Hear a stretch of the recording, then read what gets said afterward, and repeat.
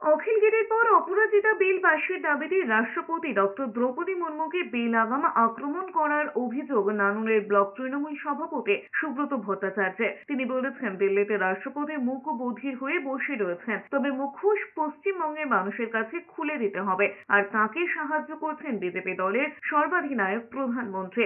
আর এরপরে এই মন্তব্য নিয়ে সুর চড়িয়েছেন বিরোধীরা।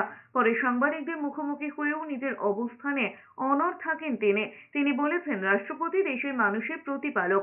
ভারতের অন্যতম অঙ্গরাজ্যের মুখ মমতা বন্দ্যোপাধ্যায় নারী সুরক্ষার জন্য একটা বিল উপস্থাপন করেছেন। 2 মাস হয়ে গিয়েছে, এখনো বিলটার কোনো পর্যালোচনা হলো না, সই করে ছাড়লেনও না। তাহলে মুখ বধির বলবেন না তো কি বলবেন তাকে?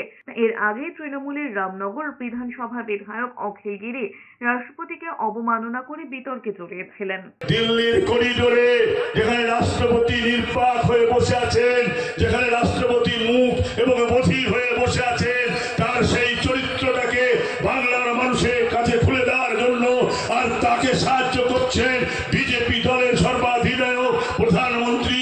সেই প্রধানমন্ত্রীর চরিত্রটাকে খুলে দেওয়ার জন্য আজকে বাংলার নারীরা সোচ্চার হয়েছে। এটা একদিনের সোচ্চার নয়, এটা বাংলার মানুষের মমতা ব্যানার্জিকে সামনে রেখে মমতা ব্যানার্জির সঙ্গে লড়াকু মনোভাব দিয়ে লড়াই করার যে মানসিকতা, সেটা আজ থেকে তৈরি হলো।